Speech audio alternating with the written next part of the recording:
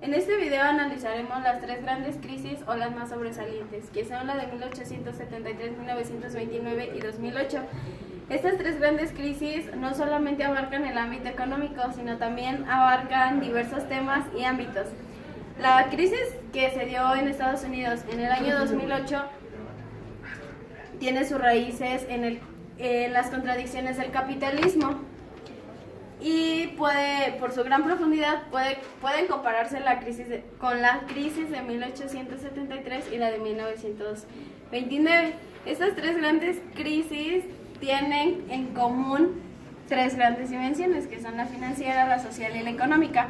A continuación, mis compañeros les darán más características acerca de cada una de las crisis. Desde los 1800, la inversión de ferrocarriles en Francia tuvo un gran desempeño entre 1840 a 1870.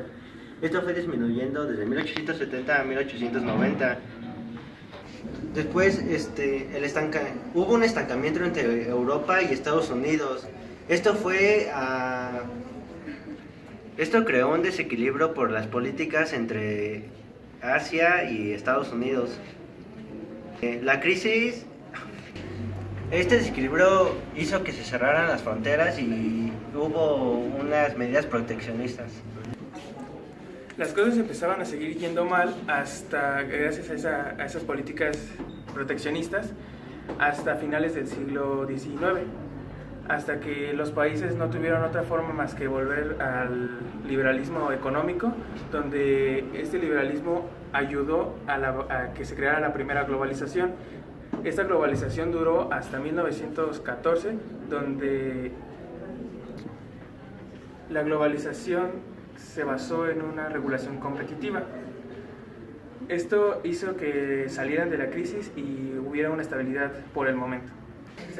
Antes de la crisis de 1929 hubo una etapa de estabilidad llamada los felices años 20.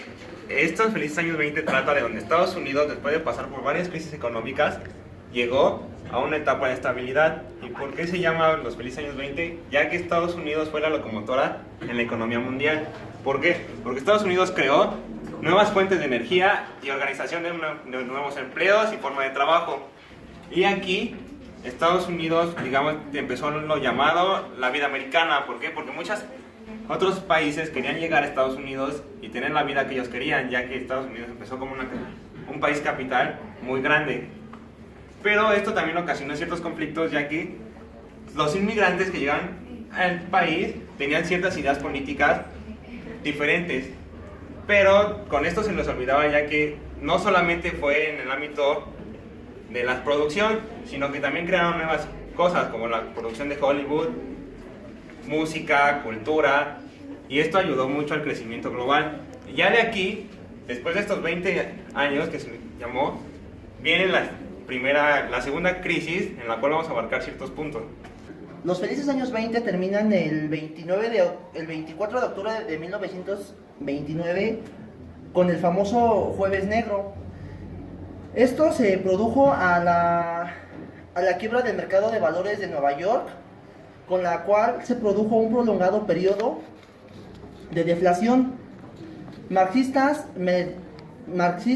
monetaristas y keynesianos han intentado dar una explicación lógica de esta situación, pero pues no han llegado a una conclusión como tal.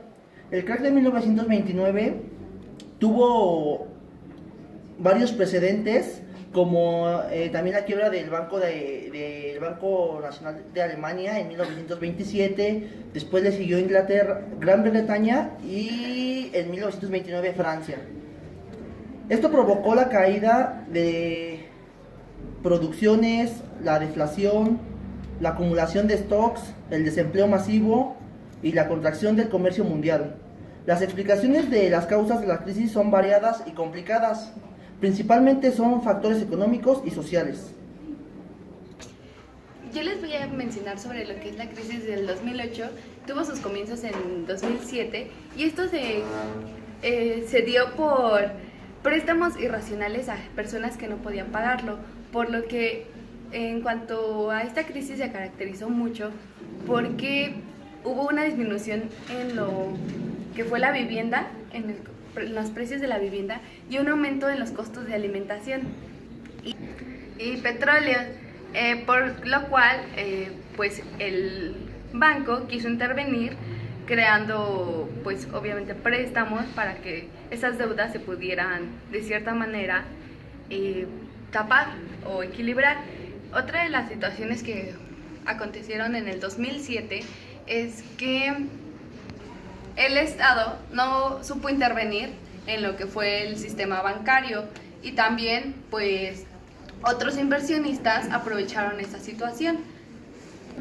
La crisis del 2008 afectó especialmente a los países de Asia, China y Europa.